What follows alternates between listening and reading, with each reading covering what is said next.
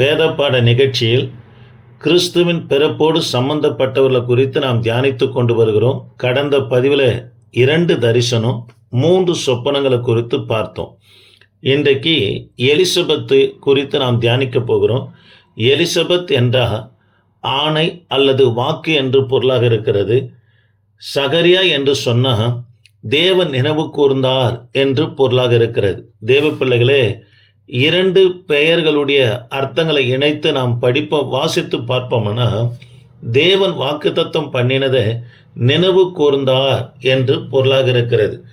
சங்கீதங்களின் புத்தகம் 89ஆம் சங்கீதம் 34லிருந்து 37 வரைக்கும் நீங்கள் எடுத்து வாசித்து பார்ப்பீர்கள்னா, தேவன் தாவீதுடைய சந்தையில் ஆளுகை செய்கிற கிறிஸ்துவானவர் பிறப்பார் என்று வாக்குத்தத்தம் பண்ணினதை நினைவு கூர்ந்து நிறைவேற்றினார் என்று சொல்லி பார்க்கிறோம். ஆக இந்த வார்த்தையை கேட்கிற எனக்கு அன்பான தேவனுடைய பிள்ளைகளே, ஊழியத்தை குறித்தாக இருக்கட்டும், தனிப்பட்ட ஆண்டவர் உங்களுக்கு என்ன வாக்கு தத்தங்களை கொடுத்திருக்கிறாரோ அதை நினைவு கூர்ந்து நிச்சயமாக என் தேவனாகிய கர்த்தர் நிறைவேற்றுவார்.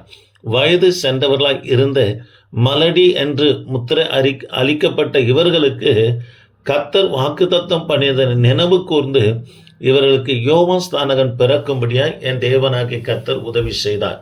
நாம் தொடர்ந்து ஒவ்வொரு காரியமாக பார்க்க போகிறோம். கர்த்தருடைய பிள்ளைங்க கேளுங்க, கர்த்தர் உங்களை ஆஸ்வதிப்பார்.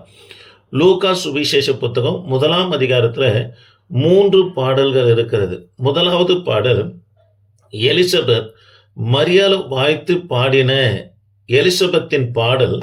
லூக்கா சுவிசேஷ புத்தகம் 1ஆம் அதிகாரம் 42லிருந்து 45 வரைக்கும் வாசித்து பார்த்தா சொல்லப்பட்டு இருக்கிறது.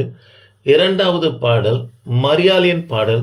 லூக்கா சுவிசேஷ புத்தகம் 1ஆம் அதிகாரம் 46லிருந்து 55 வரைக்கும் கொடுக்கப்பட்டு இருக்கிறது. சகரியா தீர்க்க தரிசன சொல்லப்பட்டதை பாடலாக பாடுகிறார். சகரியாவின் தீர்க்க தரிசன பாடல் லூக்கா சுவிசேஷ புத்தகம் 1ஆம் அதிகாரம் 68லிருந்து 79 வரைக்கும் வாசித்து பார்ப்போம்னா சொல்லப்பட்டு இருக்கிறது. தேவ பிள்ளைகளே, தொடர்ந்து நாம் கர்த்தருடைய வார்த்தையை கேட்போம். எலிசபெத்து குறித்து பார்ப்பதற்கு முன்பாக ஒரு சில காரியங்கள் உங்களோடு சொல்லும்படியாக விரும்புகிறேன். லூக்கா சுவிசேஷ புத்தகம் 1ஆம் அதிகாரம் 26லிருந்து 33 வரைக்கும் வாசித்து பார்ப்போம்னா, காபிரியேல் தூதன் மரியாளிடத்தில் கன்னி பிறப்பை குறித்து கிறிஸ்துவ குறித்து சொல்லும்போது மரியாளுக்கு ஆச்சரியம், கலக்கம். காரணம் என்னவென்று சொன்னால், எதிர்பாராத விதத்தில் கேப்ரியேல் தூதன் பேசுகிறார். மரியாளுக்கு இது முன்னறிவிக்கப்படலை. ஆனால் ஒரு கன்னிகை கர்ப்பவதியாகி குமாரனை பெறுவாய் என்று சொல்லப்பட்டு இருக்கிறது. கடந்த பதிவில் கூட சொல்லியிருக்கிறேன். மரியாள் யோசேப்பு திருமணம் செய்வதற்கு நிச்சயதார்த்தத்துக்கு சம்மதித்திருந்த காரணம் என்னவென்று சொன்னால், இயேசு கிறிஸ்து மீகா தீர்க்கதரிசி மூலியமாக சொல்லுகிறார் எங்க பிறப்பார் என்று சொல்லப்பட்டு இருக்கிறது. பெத்லகேமில் பிறப்பார் என்று சொல்லப்படுது. மரியாள் இருந்தது நாசரத்தில் இருந்ததுனால பெத்லகேமுக்கும் நாசரத்துக்கும் 90 மைல் தூரம் இருக்கிறபடினால இவங்க நிச்சயதார்த்தத்துக்கு சம்மதித்திருந்தாங்க. காரணம், தீர்க்கதரிசின் சொல்லப்பட்ட வார்த்தையின் பிரகாரம் இயேசு கிறிஸ்து பெத்லகேமில் பிறப்பார் என்று. 2வது, இயேசு கிறிஸ்து ராஜாவாக பிறப்பார் என்று சொல்லப்பட்ட தீர்க்க தரிசனத்தின்படி மரியா ஏழ்மை குடும்பத்தில் இருந்தபடினால தன்னிடத்துல எங்க பிறக்க போறார் என்று தான் இவங்க நிச்சயதார்த்தத்துக்கு சம்மதித்திருந்தாங்க யோசேப்பை திருமணம் செய்வதற்கு. இப்போ கிறிஸ்துவின் பிறப்பு இவங்களுக்கு அறிவிக்கப்பட்ட உடனே எதிர்பார்க்கல. ஆனால் இவங்களுக்கு ஆச்சரியமும் கலக்கமாய் காணப்பட்டது. ஆகவே இது எப்படி ஆகும் என்று லூக்கா 1:35 கேப்ரியேல் இடத்துல காரணத்தை கேட்குறாங்க. அவிசுவாசம் இல்லை, காரணத்தை கேட்ட உடனே கேப்ரியேல் சொல்லுகிறார், பரிசுத்த ஆவியானுடைய கிரியை நிமித்தமாக இது நடக்கும் என்று சொல்கிறாங்க. 2வது காரணம் சொல்கிறாரு, உன் இளந்தாளாகிய எலிசபெத்து 6 மாதம் என்று சொல்லுகிறார். தேவ பிள்ளைகளே, ஸ்திரீகளுக்கு உண்டான வழிபாடு நின்று போன பிற்பாடு குழந்தை பிறப்பே இல்லை. ஆனாலும் நின்று போன வயது சென்று இருக்கிற எலிசபெத்துக்கு இப்பேற்பட்ட அற்புதம் நடக்குமே, ஏன் கன்னியாகி உன் வயிற்றில் கர்த்தர் பிறக்க மாட்டாரா என்று கேப்ரியேல் தூதன் சொல்லுகிறது பார்க்கிறோம். 1:37 சொல்றாரு கேப்ரியேல், தேவனால கூடாத காரியம் ஒன்றும் இல்லை. தேவ பிள்ளைகளே, ஆதியாகமம் 18:4 கூட ஈசாக்குடைய பிறப்பு குறித்து கர்த்தருடைய தூதனானவர் அறிவிக்கும் போது கர்த்தரால் ஆகாத காரியம் உண்டோ என்று சொல்லுகிறார். இந்த கர்த்தரால் ஆகாத காரியம் உண்டு என்பதற்கு பலர் வேதாகமத்திலிருந்து சாட்சி கொடுத்திருக்கிறாங்க. யோபு 42:2 சாட்சி கொடுக்கிறார். எரேமியா தீர்க்க தரிசன புஸ்தகம் 32:7 அவரும் எரேமியாவும் சாட்சி கொடுக்கிறார். சங்கீதங்களின் புத்தகம் 33:9 தாவீதும் சாட்சி கொடுக்கிறார், தேவனால் ஆகாத காரியம் ஒன்றுமில்லை என்று. இயேசுவும் மத்தேயு சுவிசேஷ புத்தகம் 19 அதிகாரம் 26 அவரும் சாட்சி கொடுக்கிறத பார்க்கிறோம். சரி, கர்த்தருடைய வார்த்தையை தொடர்ந்து கேட்போம். தேவ பிள்ளைகளே, இந்த எலிசபெத் யார் என்று சொன்னால் ஆசாரிய, அதாவது ஆரோடைய வம்சத்திலிருந்து வந்தவங்க தான் இந்த எலிசபெத். ஆகவே தான் லூக்கா சுவிசேஷ புத்தகம் 1 அதிகாரம் 5 ஆசாரியன் மகனாக இருக்கிற எலிசபெத் என்று கொடுக்கப்பட்டிருக்கிறது. சகரியாவும் கூட ஒரு ஆசாரி வகுப்பை சேர்ந்தவராக தான் காணப்பட்டார். என்னாகமும்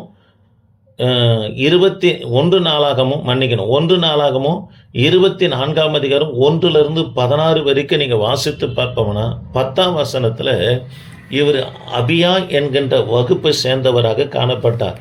தாவீதுடைய நாட்களில் அநேக ஆசார்கள் இருந்ததுனால 24 வகுப்புகளாக பிரித்து அவர்களை ஊழியம் செய்ய வைக்கிற, இந்தந்த மாதத்தில் இந்தந்த வகுப்பினரை சேர்ந்தவங்க ஊழியம் செய்யணும் என்று சொல்லி ஆசிரியருக்குள்ள 24 வகுப்பை பிரிக்கிறாரு.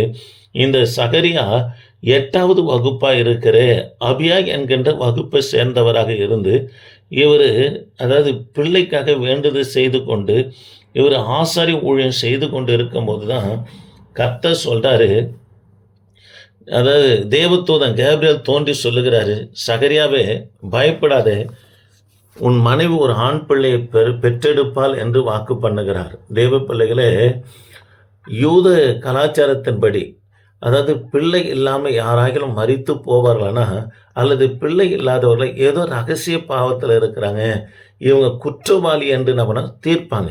ஆகவே தான் லூக்கா சொல்லுகிறார், 1 அதிகாரம் 6 லூக்காவின் சுவிசேஷ புத்தகம் சொல்லப்பட்டது, இருவரும் குற்றமற்றவர்கள் தேவனுக்கு முன்பதாக நீதி உள்ளவர்களாக இருந்தார்கள் என்று சொல்லப்படுகிறது. தேவ பிள்ளைகளே, கர்த்தரிட்ட சகல கற்பனையின்படி நியமங்களின்படி நடந்தாங்களாம். கற்பனை என்பது ஆதியாகமத்திலிருந்து உபாகமம் வரைக்கும் எத்தனை கற்பனைகள் கொடுக்கப்பட்டு இருக்குதுன்னா 613 கற்பனைகள் கொடுக்கப்பட்டு இருக்கிறது. நியமங்கள் ஆசாரியர்களுக்கு 4000 கொடுக்கப்பட்டு இருக்கிறது. இது எல்லாவற்றையும் சகரியாவும் எலிசபெத்தும் கை கொண்டு நடந்தாங்க என்று லூக்கா இவர்களை குறித்து எழுதுகிறத பார்க்கிறோம். தேவ பிள்ளைகளே, மரியாள் வந்து வாழ்த்துறாங்க, வயிற்றில் இருக்கிற குழந்தை பரிசுத்த ஆவினால நிரப்பப்பட்டது என்று சொல்லி பார்க்கிறோம். அது மாத்திரம் இல்லை, தேவ பிள்ளைகளே, லூக்கா 1 அதிகாரம் 14-15 வரைக்கும் வாசித்து பார்ப்போம்னா, யோவான் கர்த்தருடைய பார்வையில் பெரியவனாக இருப்பான் என்று தூதன் சாட்சி கொடுக்கிறார். இதையே தான் கர்த்தராகிய இயேசு கிறிஸ்துவும் சொல்லுகிறார். மத்தேயு சுவிசேஷ புத்தகம் 11 அதிகாரம் 11 ஸ்திரீனிடத்தில் பிறந்ததில் யோவான் பெரியவனாக இருப்பான் என்று சொல்லுகிறார். யோவான் பெரியவனாக இருப்பான் என்று சொல்லுகிறத பார்க்கிறோம். சரி, பரிசுத்த ஆவினால யோவான் ஸ்தானகன் நிரப்பப்பட்டார். வயிற்றில் எலிசபெத் வயிற்றில் இருக்கும் போதே நிரப்பப்பட்டார். அதுக்கு பொருள் என்னவென்று சொன்னால், ஒருவருக்குள்ள பரிசுத்த ஆவியானவர் காணப்படுமனா. தயவுசெய்து கர்த்தருடைய பிள்ளைங்க இந்த வார்த்தையை கேளுங்க, ஆண்டவர் உங்களை ஆஸ்வதிப்பார்.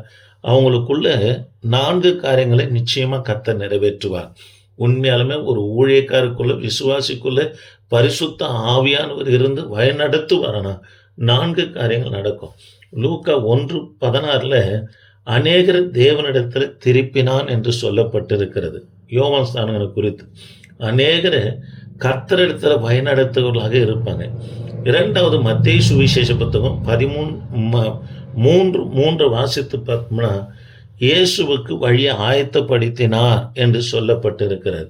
தேவ பிள்ளைகளே, பரிசுத்த ஆவினால நிரப்பப்பட்டவர்களாக இருப்பார்கள்னா தேவனிடத்தில் மற்றவங்களை வழிநடத்துகிற காரியத்தை செய்வார்களே தவிர, அவங்க மற்றவங்க இடறி போகிற மாதிரி அவங்களுடைய வாழ்க்கை, அவங்களுடைய ஊழியம், அவங்களுடைய நடக்க, அவங்களுடைய செயல்பாடுகள் காணப்படாது. அப்படி ஒருவருக்குள்ளே பார்ப்பீர்கள்னா அது ஊழியக்காராக இருக்கட்டும், விசுவாசியாக இருக்கட்டும், அது பரிசுத்த ஆவியானவரால் நடத்தப்படாதவர்கள் என்பதை அறிந்து கொள்ளலாம். முதல் காரியம், அநேகர் தேவனிடத்தில் திருப்புவாங்க, ரெண்டாவது, கர்த்தரிடத்துல அநேகர் என்ன பண்ணா வழி நடத்துவாங்க. மூன்றாவது, இயேசு கிறிஸ்துவுக்கு இவர் என்ன பண்ணா ஞானஸ்தானம் கொடுத்தார். தெய்வ பிள்ளைகளே, நான்காவது காரியம், இவர் இரத்த சாட்சியாக மரித்தார். பரிசுத்த ஆவினால நிரப்பப்பட்டவங்க அவங்க எப்படி இருப்பாங்கன்னா சாட்சி உள்ள வாழ்க்கையா வாழ்வாங்க. இதை தான் சொல்றாரு அப்போஸ்தலர் 1:8, பரிசுத்த ஆவியானவர் உங்களிடத்துல வரும்போது நீங்க பலனடைந்து 4 இடங்கள்ல சாட்சியாக இருப்பீர்கள் என்று சொல்லுகிறார். ஆக இந்த வார்த்தை கேட்கிற எனக்கு அன்பான கர்த்தருடைய பிள்ளைகளை சப்ஸ்கிரைபர் பண்ணுங்க, தொடர்ந்து எங்களுக்கு உதவியா இருங்க. ஆண்டவர் உங்களை ஆஸ்வதிப்பார். கிறிஸ்துவின் பிறப்பின் சம்பந்தப்பட்ட காரியங்களை தொடர்ந்து நாம் பார்க்க போறோம். கேளுங்க, கர்த்தர் உங்களை ஆஸ்வதிப்பார். ஆமென்.